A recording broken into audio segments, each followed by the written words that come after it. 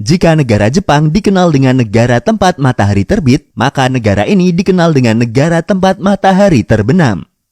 Negara ini terletak di wilayah tanah Maghreb atau dikenal sebagai Afrika Barat Laut.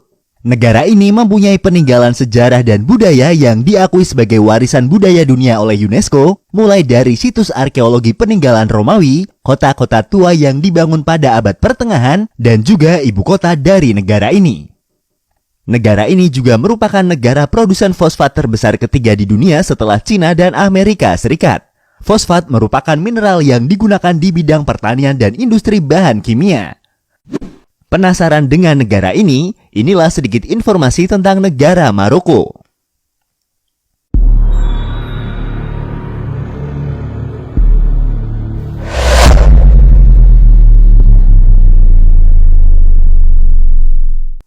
Kembali lagi di channel Invoice Indonesia, channel yang mungkin bisa menambah wawasan dan informasi yang belum kalian ketahui.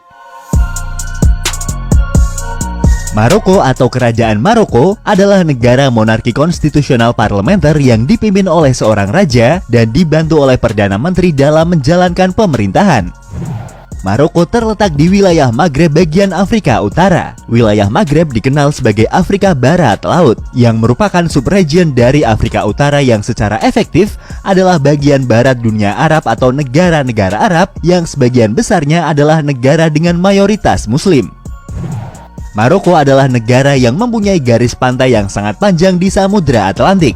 Sementara di darat, negara ini berbatasan dengan negara Aljazair di bagian timur dan Sahara Barat di sebelah selatan. Luas wilayah dari negara Maroko adalah sekitar 446.550 km persegi. Luas wilayah tersebut dengan catatan jika wilayah Sahara Barat tidak diikut sertakan. Karena sampai hari ini kasus persengketaan Maroko atas wilayah Sahara Barat belum dapat diselesaikan. Negara dengan kota Rabat sebagai ibu kota negaranya ini dihuni oleh sekitar 36.472.000 jiwa, di mana sekitar 99% dari warga negaranya beragama Islam. Bahasa Arab, Amazigh, dan bahasa Prancis adalah bahasa resmi dan bahasa sehari-hari yang dipakai di negara Maroko. Ekonomi negara ini dianggap sebagai ekonomi yang relatif liberal yang diatur oleh hukum penawaran dan permintaan. Selain dari sektor jasa yang menyumbang sekitar setengah dari PDB, industri dan pertambangan juga berkontribusi pada perekonomian di negara Maroko. Dan salah satunya adalah menjadikan Maroko merupakan negara penghasil fosfat terbesar ketiga dunia. Namun hal tersebut membuat fluktuasi harga fosfat di pasar internasional sangat mempengaruhi perekonomian di negara Maroko. Dan mata uang resmi dari negara Maroko adalah dirham Maroko. Sejarah Maroko. Wilayah Maroko adalah bagian dari Kekaisaran Kartago kuno, kekaisaran yang menguasai sebagian besar tanah Maghreb. Kemudian menjadi bagian dari Kerajaan Berber pada sekitar tahun 225 sebelum Masehi di bawah kekuasaan Raja Baga.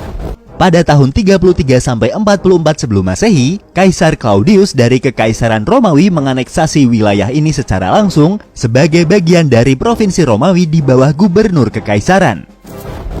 Pada pertengahan abad ke-7, penaklukan Muslim ke Bizantium yang dikendalikan wilayah Afrika Utara. Penaklukan wilayah Maghreb dimulai pada tahun 647 sampai 709 Masehi yang menyebabkan Kekaisaran Bizantium kehilangan benteng terakhirnya di wilayah tersebut. Di bawah kekuasaan Islam pada saat itu, wilayah Maroko pada awalnya diorganisasi sebagai provinsi tambahan dari Ifriqiya yang dipimpin oleh seorang gubernur lokal yang ditunjuk oleh gubernur Muslim. Suku-suku Berber di wilayah tersebut mengadopsi Islam, tetapi tetap mempertahankan hukum adat mereka. Pada tahun 740 Masehi didorong oleh hasutan dari kaum Quraisy, penduduk asli Berber melakukan pemberontakan melawan kekhalifahan Umayyah yang berkuasa pada saat itu. Pemberontakan dimulai di antara suku-suku Berber di Maroko Barat dan menyebar dengan cepat ke seluruh wilayah.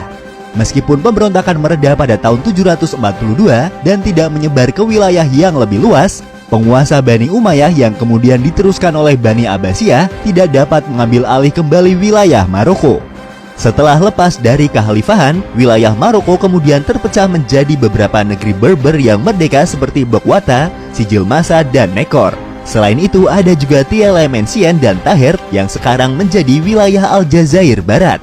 Orang-orang Berber kemudian membentuk versi Islam mereka sendiri. Seperti Bani Irfan yang mempertahankan hubungan mereka dengan kaum Khawarij radikal, ada pula yang kemudian membangun keyakinan sinkretis baru, yaitu penggabungan agama Islam dengan kepercayaan-kepercayaan lain dari leluhur mereka.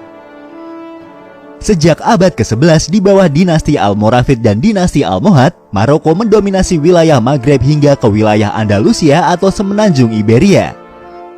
Pada abad ke-13, wilayah Maroko dikuasai oleh dinasti Mariniyah, setelah berhasil menggulingkan dinasti Almohad pada tahun 1244. Pada abad ke-14, mereka mendukung kerajaan Granada di Andalusia dalam upayanya untuk menduduki wilayah Selat Gibraltar, yang kemudian dikalahkan oleh pasukan dari Raja Alfonso XI dari Kastilia pada pertempuran Rio Salado atau pertempuran Tarifa.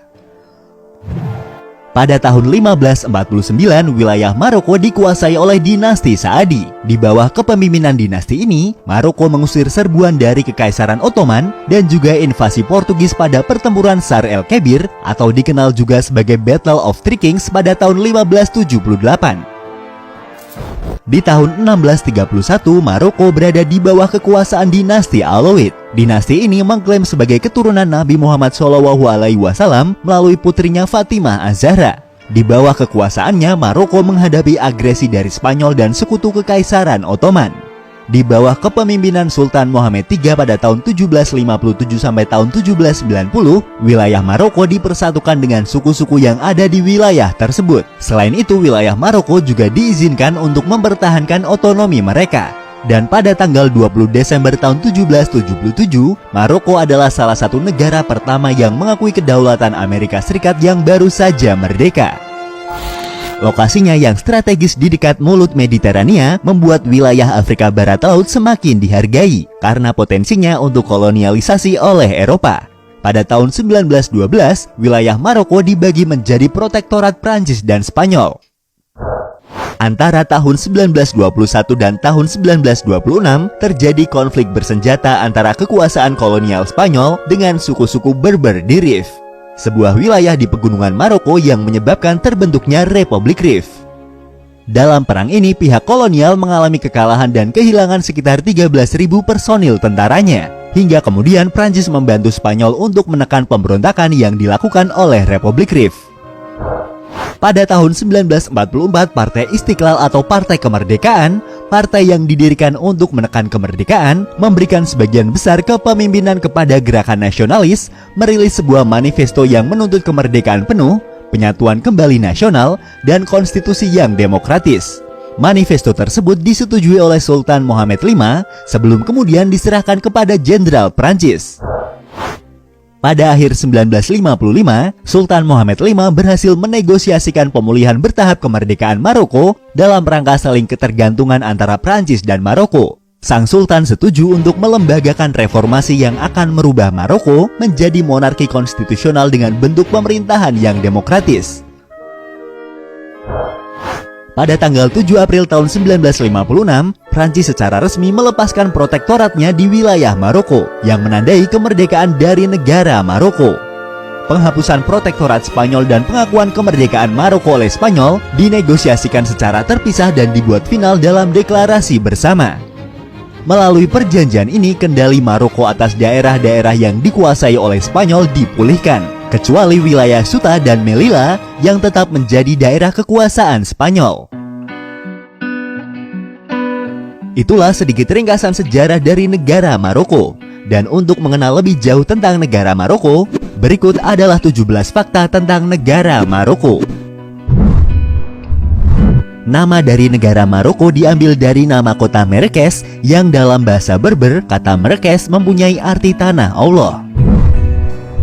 Penduduk awal dari wilayah yang saat ini bernama Maroko adalah orang-orang yang meninggalkan wilayah Sahara yang mengering dan menjadi gurun. Mereka pergi ke pegunungan Atlas dan kemudian ke wilayah pesisir. Kemudian orang-orang ini menciptakan akar kebudayaan Emezigh atau Berber. Sistem hukum yang ada di negara Maroko didasarkan pada hukum Islam serta hukum sipil Spanyol dan Prancis. Pada tanggal 30 Juli adalah hari nasional di negara Maroko yang diperingati sebagai hari tahta, yaitu hari ketika raja mereka naik tahta. Kunjungan Presiden Soekarno ke kota Rabat pada tanggal 2 Mei tahun 1960 adalah kunjungan kepala negara pertama di dunia ke Maroko pasca kemerdekaan. Kunjungan itu mendapat sambutan hangat dari Raja Mohammed V dan rakyat Maroko. Presiden Soekarno dianggap sebagai pemimpin revolusi dunia yang membangkitkan semangat kemerdekaan bangsa-bangsa Asia dan Afrika. Negara Maroko menggunakan nama Presiden pertama Republik Indonesia Soekarno di sebuah rue atau sebuah nama jalan. Jalan tersebut berada di kota Rabat, ibu kota Maroko. Orang Maroko menyebutnya sebagai Rue Soekarno.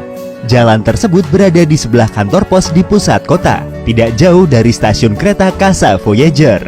Penghormatan terhadap tokoh perjuangan kemerdekaan Republik Indonesia ini berawal dari jasa Soekarno menggalang kekuatan negara-negara dunia dalam Konferensi Asia Afrika pada tahun 1955 yang dilaksanakan di kota Bandung, Jawa Barat. Peran besar Soekarno inilah yang kemudian memberikan dampak pada kemerdekaan Maroko pada tanggal 2 Maret tahun 1956 dari kolonial Prancis. Dan setelah itu Soekarno menjadi presiden pertama dari negara lain yang mengunjungi Maroko setelah kemerdekaan negara Maroko. Ekonomi negara Maroko adalah yang terbesar kelima di benua Afrika. Setengah dari ekonomi Maroko adalah dari sektor jasa terutama pariwisata, selain sektor lainnya seperti tambang dan pertanian serta ekspor ikan dan makanan laut. Buah jeruk adalah salah satu ekspor utama dari negara Maroko. Jeruk merupakan buah yang banyak tumbuh di negara Maroko seperti jeruk keprok, clementine, dan jeruk mandarin. Meskipun ekspor kurma Maroko terbilang relatif kecil dibanding dengan negara eksportir kurma lainnya, namun lebih dari 112.000 ton kurma diekspor dari negara ini setiap tahunnya. Universitas Al-Qarawin adalah sebuah universitas dan pusat studi teologi Islam. Universitas ini diakui sebagai salah satu universitas tertua yang masih ada di dunia, yang didirikan sejak tahun 858 Masehi. Kota Sefsaun adalah salah satu kota yang indah dan banyak dikunjungi oleh para wisatawan, karena bangunan di kota ini semuanya dicat dengan warna biru yang mampu memberikan nuansa berbeda di kota ini. Kota Volubles adalah kota tua peninggalan peradaban Romawi yang dibangun sejak abad ketiga sebelum Masehi. Berdiri di atas area seluas 40 hektar, kota Volubles saat ini menjadi salah satu situs warisan dunia oleh UNESCO. Kota Rabat selain sebagai ibu kota Maroko adalah kota bersejarah dengan peninggalan benteng-bentengnya dan juga peninggalan arsitektur Islam dan kolonial Prancis. Kota ini juga merupakan salah satu situs warisan dunia oleh UNESCO. Masjid Hasan II di kota Casablanca adalah masjid terbesar ke-7 di dunia. Masjid ini dibangun pada tahun 1986 sampai tahun 1993. Masjid Hasan II mempunyai kapasitas sekitar 25.000 jamaah dan ditambah lagi dengan pelataran masjid yang mampu menampung sekitar 80.000 jamaah. Meskipun dikenal dengan negara yang mempunyai gurun, Maroko juga mempunyai tempat bermain ski ataupun snowboarding. Tempat tersebut adalah Oukaïmeden, sebuah resort ski alami yang terkenal di negara Maroko. Di negara Maroko terdapat pohon kambing. Pohon tersebut dipenuhi oleh kambing yang bertengger di atas pohon. Menurut informasi, fenomena pohon kambing ini digunakan sebagai daya tarik wisatawan untuk berkunjung ke negara Maroko. Pohon kambing ini disebut sebagai pohon argan. Itulah tadi sedikit rangkuman tentang negara Maroko. Negara gurun tetapi mempunyai arti penting untuk wilayah sekitarnya. Terima kasih sudah menonton dan tunggu video dari kami selanjutnya.